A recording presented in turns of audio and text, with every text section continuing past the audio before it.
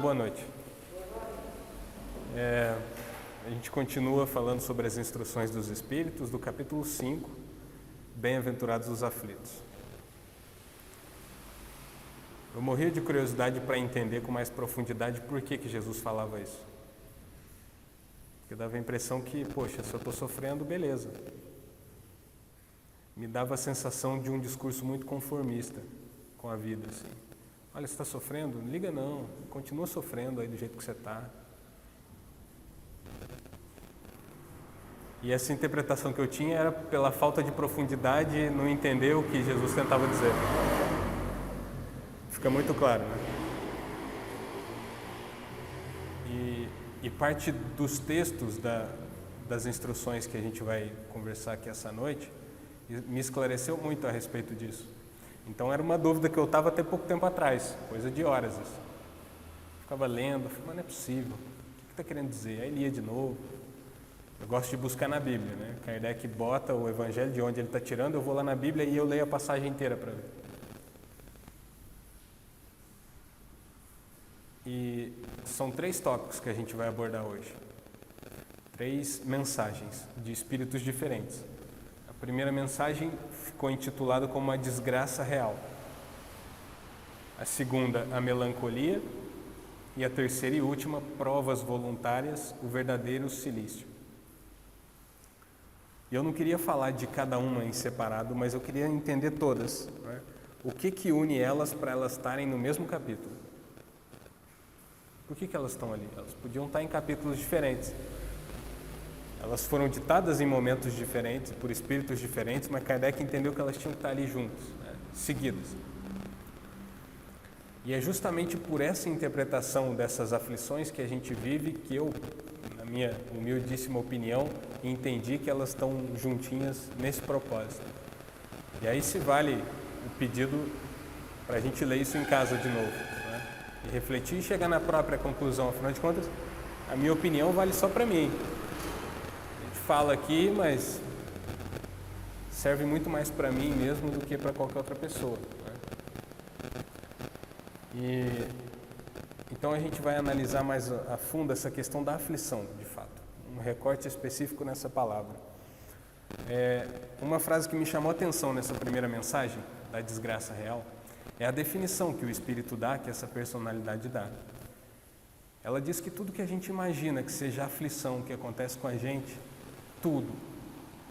Ah, isso é uma desgraça que está acontecendo comigo. Tudo. Ela diz que é errôneo da nossa parte, que é a nossa vista limitada. Mais à frente no texto ela fala, é o acanhamento da vista humana que faz a gente enxergar as coisas assim. É uma coisa muito vitimista, né? Parece que o mundo está contra a gente.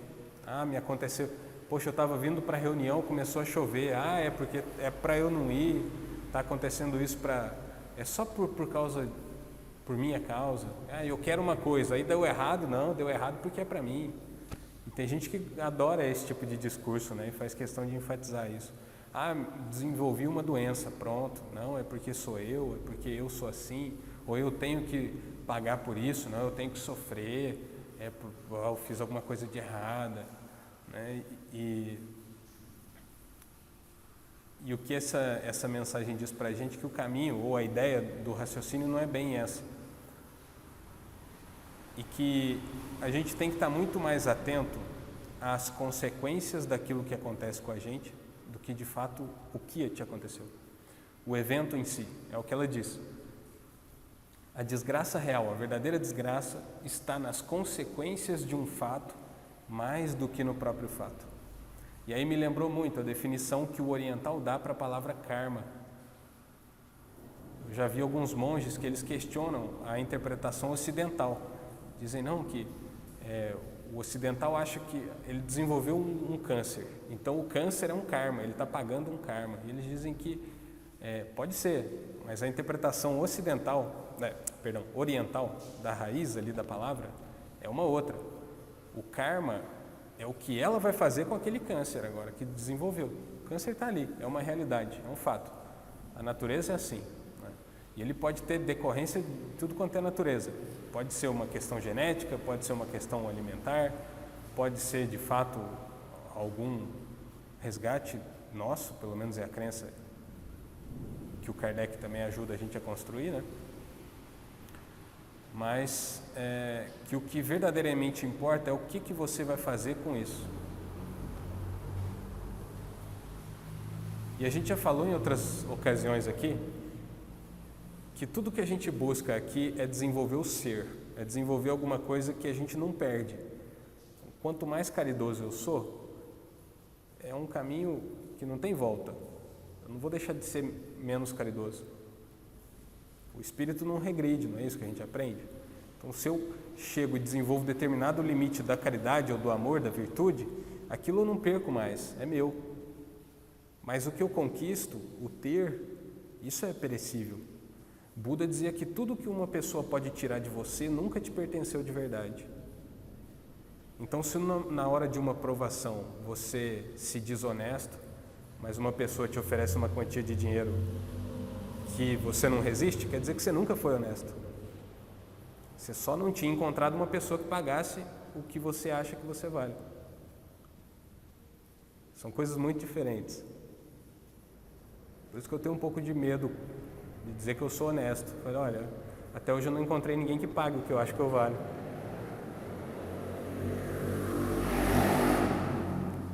E uma virtude, quando ela é verdadeira, ela não regride.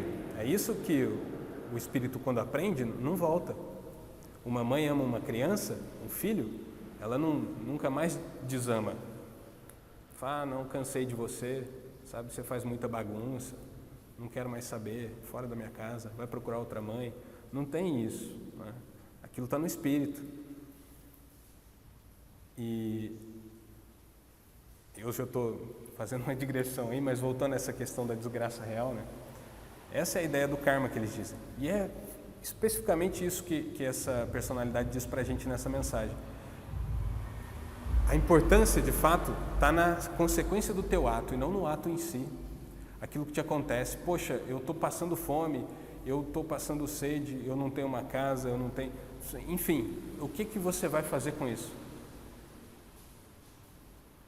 Isso é um fato. E o que você vai fazer com isso? Se a gente procurar na internet, está cheio de histórias, e isso hoje é uma vantagem que a gente tem, né? A internet possibilita isso. Você se inspira com histórias de pessoas que moravam embaixo da ponte e hoje são milionárias. E é importante, elas ganham destaque porque elas não esqueceram de onde vieram. Elas sabem que tudo que ela ganhou, ela pode perder igual e voltar para a condição que estava no início. Mas o que dentro dela, o que ela carregava dentro dela, aquilo é que é o fundamental. Aquilo é que fica marcado em cada coisinha que ela faz, em cada atitude que ela toma. Aí tem um outro ensinamento do Buda, que ele diz o seguinte, que o sábio, e aí é uma coisa importante que eu vou falar agora, mas vou tocar nisso daqui a pouco. Eu tenho um interesse muito grande vindo aqui nessas reuniões, porque eu percebi que aqui eu encontro migalhas de sabedoria. Toda quinta-feira eu encontro uma coisinha, é pouquinho. Eu já desisti, eu tentava antes encontrar um monte, assim, 1 quilo de sabedoria, mas eu vi que não achava. Às vezes até tem, mas eu não consigo ver ainda. Eu consigo perceber as migalhinhas. E eu venho aqui toda quinta-feira atrás de uma migalhinha dessa, buscando trilhar um caminhozinho, que é penoso, é difícil. Pô, às vezes parece que você não adiantou em nada, parece que você não deu um passo para frente. Mas que você sabe, em função daquilo que é a resposta do teu espírito, da tua alegria, da tua felicidade, das coisas que estão te acontecendo, você encontra sentido em tudo isso. Aí você percebe que você está trilhando um caminho que talvez seja o adequado. Pelo menos eu acredito que seja. E essa relação das consequências dos atos, né? E aí Buda ensinava isso, que o sábio, ele é como uma rocha numa tempestade, aproveitando o clima nosso dessa quinta-feira, propício para isso. Que o sábio, ele permanece inabalável, inalterável, frente às censuras e os elogios. Ele não se entorpece quando as pessoas vêm e ficam elogiando. Aí tem gente que infla o ego, né? Jung falava, infla o ego, aí a pessoa acha que ela é uma coisa que ela não se tornou ainda. aí ela começa a achar que é mais importante que as outras, que é melhor, ou que fulano é pior. E deixa de perceber que só tem diferença, não tem... né? A questão não é qualitativa. E o contrário também é verdadeiro, né? Às vezes a pessoa está fazendo algo que ela gosta, vem um e critica, ela absorve aquilo, desanima, para, aí sente vergonha do que estava fazendo, recua, né? Mas, e a gente tem uma mania muito, como o próprio texto fala, né, acanhada de julgar essas coisas que acontecem com a gente. Tudo a gente quer falar se é bom ou ruim, a gente quer qualificar entre o bom e o ruim, me ajudou, me prejudicou. E que, como a própria personalidade aí diz pra gente, esse não é o caminho adequado. A gente fica equivocado, a gente toma uma decisão equivocada assim. Tem que prestar atenção nas consequências. Aí tem uma história do Zen budismo que eles contam, que o fazendeiro ele tinha um cavalo e dá que um dia esse cavalo foge, se perde. E os vizinhos ficaram sabendo da notícia, foram lá na propriedade desse fazendeiro lamentar, né? Poxa, olha que pena, que baita azar o seu, né? Seu cavalo fugir. E o vizinho já alcançou um grau de sabedoria que a gente ainda não vislumbra, né? Ele só respondia talvez. Olha, talvez, eu não sei se isso vai ser bom ou vai ser ruim. Talvez é azar, talvez seja. Daqui uns dias depois esse cavalo volta e aparece com outro cavalo selvagem. E aí voltam os vizinhos, felizes, nossa, que sorte a tua, teu cavalo voltou e trouxe mais um, parabéns. E aí lembra, Buda falou, nem com censura, nem com elogio. O fazendeiro continua resoluto, talvez. Não sei se foi sorte, talvez seja. Depende do que vai acontecer depois. E o que acontece depois não é nada bom, porque o filho do fazendeiro vai tentar domar o cavalo selvagem, cai e quebra a perna. Voltam os vizinhos. Que azar, hein? Seu único filho quebrar a perna. Agora você vai ficar sobrecarregado para cuidar da fazenda. E ele, olha, talvez, eu não sei, talvez. E a história encerra quando o exército passa na aldeia recrutando os jovens para a guerra. E o filho do fazendeiro com a perna quebrada não ia servir para nada no exército. E ele fica. E o filho dos vizinhos todos vão para a guerra. Chegam os vizinhos de novo. Nossa, que sorte seu filho ter quebrado a perna e não sei o quê. E ele só responde talvez, e a história acaba aí. Porque o vizinho demonstrou que ele era sábio o suficiente para perceber que o ato em si não tem nada de qualidade boa ou ruim. Vai depender da consequência disso. O que isso vai gerar? Qual vai ser o karma? A palavra karma significa ação. O que isso vai se desdobrar? No que se desdobra? E se a gente tem a capacidade de interferir nisso para ser positivo ou negativo, para ajudar ou prejudicar as pessoas, aí está nosso poder de escolha. As aflições que acontecem com a gente, você pode absorver aquilo, ou você pode desesperar ainda mais as pessoas que estão próximas de você. Aí a escolha é nossa, né? Tem um filme muito bom, quinta-feira, chovendo. É um belo programa depois da reunião. O Gladiador. Numa parte do filme, o protagonista fala: o que fazemos na vida ecoa na eternidade. O que fazemos na vida ecoa na eternidade. E aí o Espiritismo ensina que não só o que você faz, mas o que você pensa também. Aquilo que você fala. A ideia reencarnacionista do budismo é um pouco diferente da nossa. Mas é interessante porque eles da reencarnação, eles também têm cuidado com esse eco que a gente deixa. Vai que numa próxima vida, eu assisto essa minha palestra e me inspiro de uma forma positiva, olha que legal. Mas eu posso falar qualquer besteira aí e me inspirar para o lado errado, ruim. Tudo depende do eco que a gente deixa.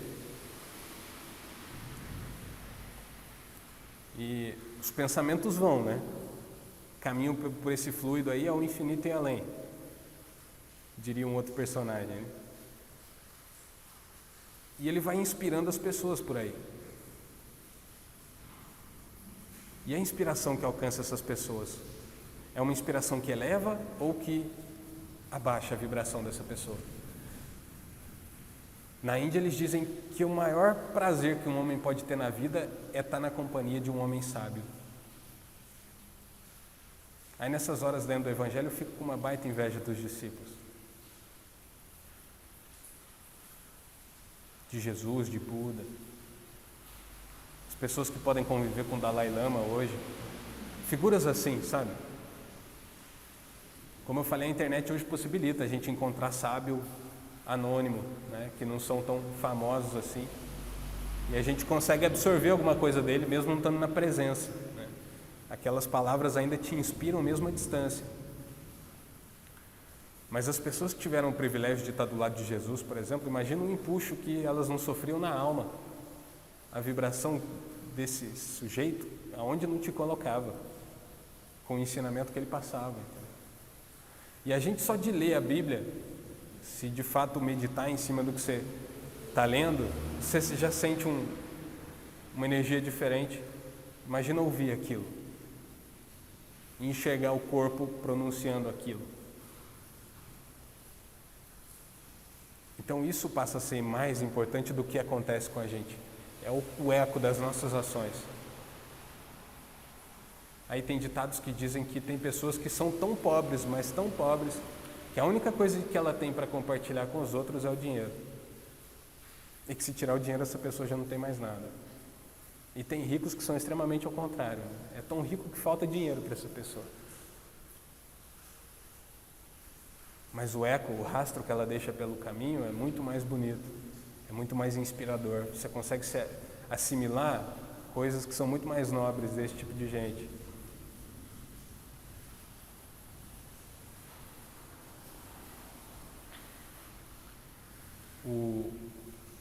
O espírito que ditou a mensagem, ele deixa essa frase. Ele diz o seguinte: ora, tudo o que se chama infelicidade, tudo, ele não deixou brecha para a gente, para interpretações, ele diz tudo que você chama de infelicidade. A enchente que às vezes alaga a minha casa e leva meus móveis, tudo. Segundo as acanhadas vistas humanas, é aí que está o problema. A gente fala que é aflição, infelicidade, desgraça, porque a gente enxerga assim. A gente ainda tem uma visão muito acanhada, muito pequena daquilo que está acontecendo com a gente. A gente não tem noção do desdobramento das nossas ações. Então todas essas infelicidades cessam com a vida corporal e encontram a sua compensação na vida futura. Aí foi uma coisa que me esclareceu muito com relação às aflições.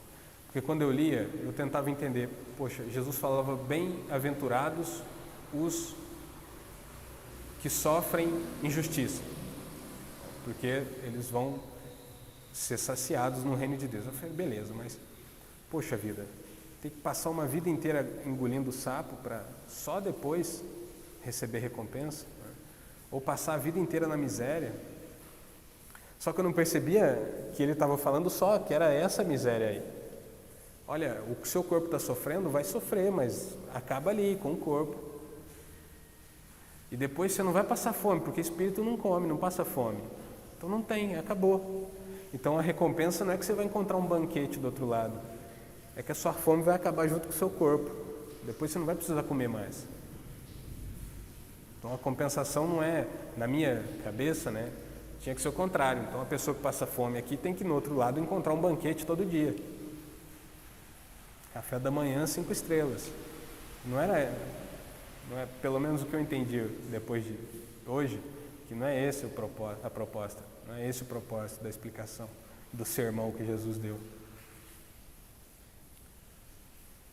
E essas nossas aflições, né, essas infelicidades, são reflexos da nossa própria atitude, própria escolha. Você toma uma decisão. E aí entra também esse aspecto do acanhamento da nossa vista, de não saber até que ponto isso vai me prejudicar ou prejudicar quem está do meu lado, para tomar uma decisão mais correta. Por isso que eu tenho inveja desse pessoal que é sábio, sabe? Sabe o que fazer, sabe o que falar na hora certa. Aí eu lembro de um professor que falava, olha, as pessoas elas admiram muito você, você lê muito, você estuda muito, né? Falavam para ele. Só que elas não estavam muito dispostas a se sacrificar o tanto que ele se sacrificou.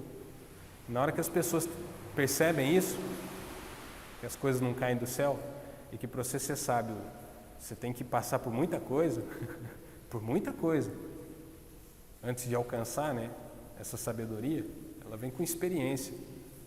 Não adianta teoria, né? Não adianta você ler. Você tem que passar, viver na pele. Aí você vai alcançar isso. E às vezes a gente não está disposto. Às vezes não, na maioria das vezes. A gente quer só os louros, mas não quer a prova de fato. Né? E o fato é que a vida, se a gente for levar por esse lado e ficar prestando atenção só nas coisas que nos desagradam, a vida vai ganhando um tom acinzentado, de repente você enxerga tudo preto e branco. Aí você passa a ter um estado de melancolia, que é o segundo tópico que a gente aborda agora. Você não vê mais graça em nada na vida. Porque eu estou aqui para sofrer. Eu só sofro, eu só passo necessidade, sabe? O mundo não sorri para mim.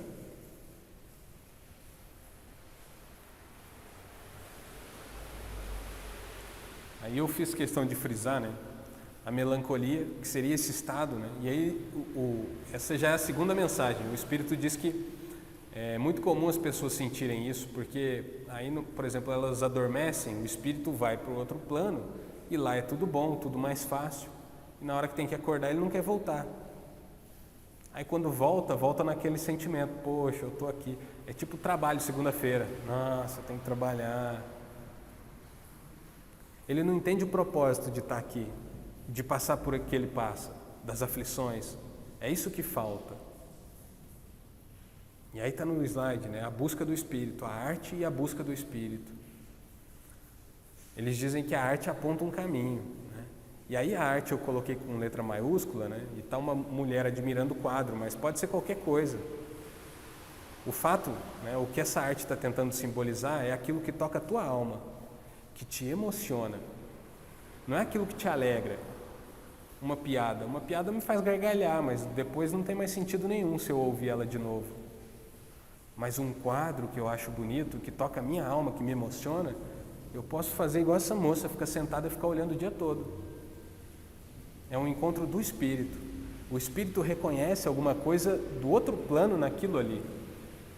E pode ser uma música, pode ser um quadro, pode ser em uma pessoa, num livro,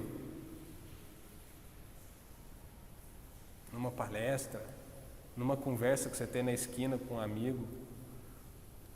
Sabe, essa busca do Espírito, ela é incessante. E aí no texto, a personalidade até diz que o Espírito ele tem que desempenhar uma missão que ele não suspeita do que é.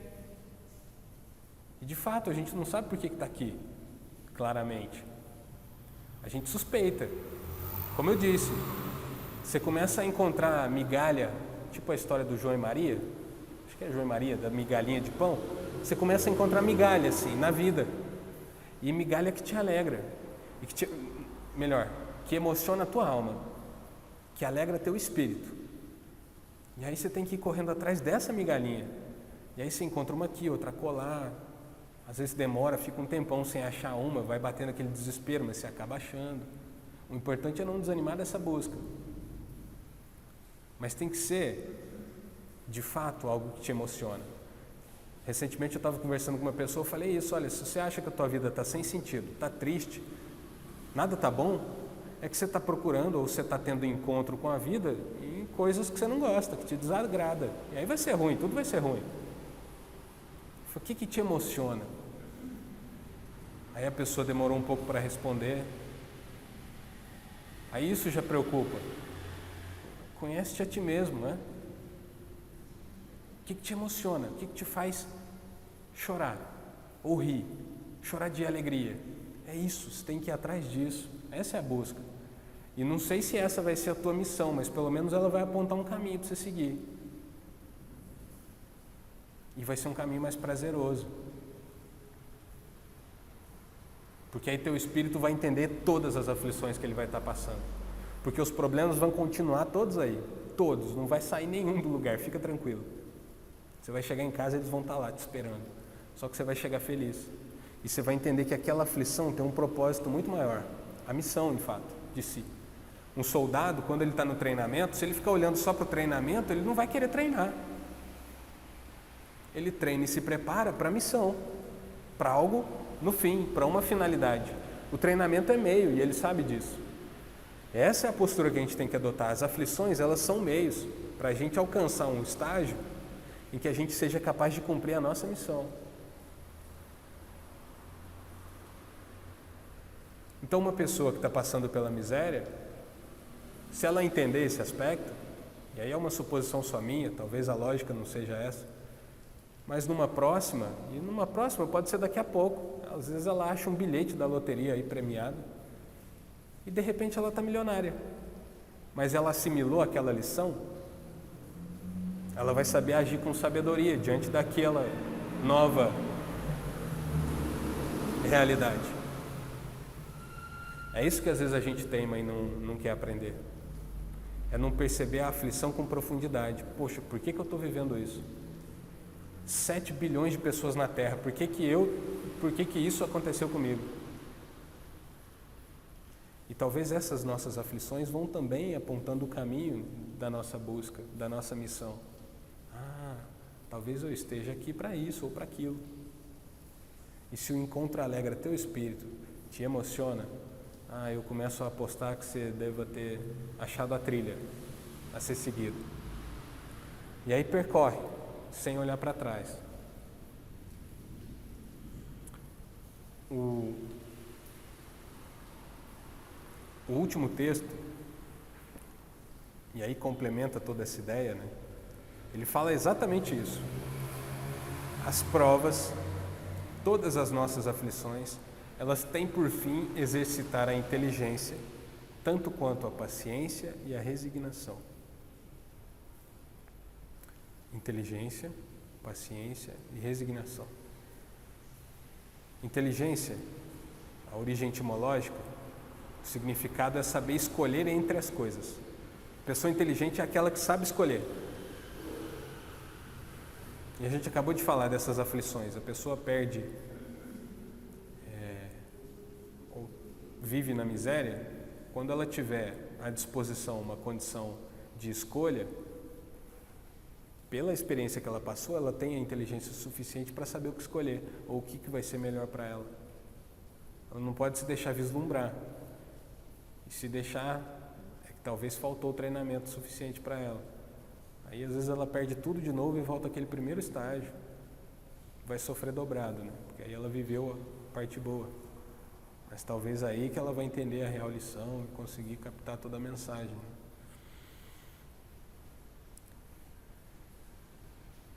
E esse último texto, né, ele fala sobre as provas voluntárias. Porque tem gente que vive uma vida tão confortável e escolhe não viver essa vida para viver pelo outro. São Francisco de Assis. Nasceu em berço de ouro, família boa, bem estruturada. Ele não ia passar necessidade. Abandonou tudo, fundou uma ordem que jurava a pobreza. Não precisava de nada além de uma corda e de uma túnica.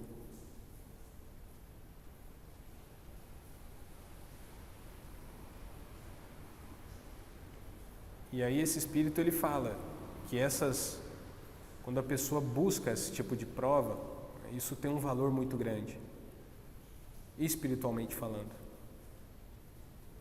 Espiritualmente falando. E que é o que está no segundo tópico, né? Ele comenta, é a caridade pelo sacrifício. Ela abre mão daquilo tudo que ela tinha em função do outro. São Francisco não pegou a riqueza que ele tinha e deu para ninguém, ele não fez isso. Ele só abriu mão da riqueza que era dele. A minha vida vai ser para servir o outro. Pronto. Não é pegar todo o dinheiro que ele tem e sair dando para os outros, não era essa a ideia. Como a gente falou no começo, ele era muito mais rico, ele tinha mais coisas para dar além do dinheiro.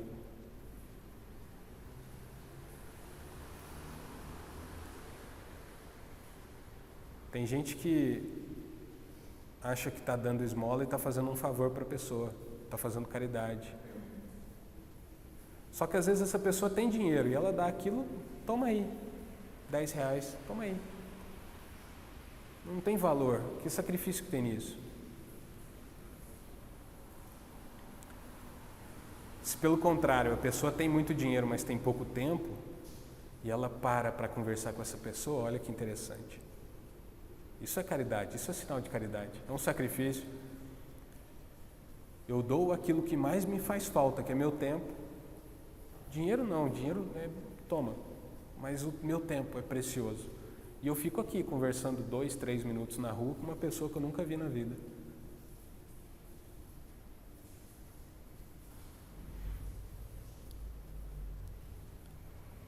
E aí é curioso, né? Porque esse espírito ele toca num ponto que eu acho interessante, eu sempre me questionei, eu coloquei no slide, né? As promessas devocionais. Né? Os devotos fazem aquelas promessas. Eu sempre falei assim, até recentemente eu estava conversando com um familiar e falei, olha, se for para eu fazer alguma promessa para Deus, para alcançar alguma coisa, eu vou fazer alguma coisa que eu gosto. Eu não vou me sacrificar. Pô, que tipo de pai que é esse que gosta de me ver sofrendo? Masoquismo, né? Não, entendeu? Eu vou prometer algo, mas e que seja uma coisa que seja prazerosa para mim fazer, para eu fazer, e que fundamentalmente ajude quem eu for. Eu fico muito indignado de ver, não sei se essa é a palavra certa para esse caso, né? Mas aí a pessoa vai e promete, faz lá a sua promessa de cura, enfim, seja lá o que for, e promete que vai atravessar a passarela de Aparecida de joelhos. É um sacrifício e tanto. Dói pra caramba. Não vou fazer, mas eu já vi que deve doer. Mas a única pessoa que sai beneficiada dessa história toda, no máximo vai ser o ortopedista dessa pessoa, que ela vai ter que passar uma consulta urgentemente. É isso que esse espírito diz. Olha, se você for fazer uma promessa dessa, por que você não promete 1 mês de trabalho voluntário num local de caridade? Vale muito mais do que você ficar sofrendo à toa, atravessando uma passarela de joelhos. E aí ele diz uma coisa que é muito importante, porque ele diz que o que tem que ser castigado ou flagelado, para usar esses termos, né, a pessoa andar de joelhos, não é o corpo físico, é o teu espírito. O que precisa de corretivo não é o corpo físico, é o espírito. Então, em vez de você atravessar uma passarela de joelhos, se coloca numa casa para servir os outros. Trabalha num asilo, num lar de menor, fica 1 mês lá, 1 semana, 2 dias, 1 dia. E aí lá você vai estar castigando, entre aspas, né? Você vai estar exercitando o teu espírito, educando. Ali ele vai estar em contato com coisas que são de valor. Ali todas essas aflições que a gente passa começam a ganhar sentido. E você começa a entender a finalidade disso tudo. E aí você começa a perceber que até as aflições dos outros fazem algum sentido para a nossa própria vida. Às vezes o fulano está passando por uma condição tão severa, tão problemática, mas é até você ver aquela pessoa. Você precisava encontrar com ela, naquele estado, para perceber alguma coisa na tua vida. Olha que interessante.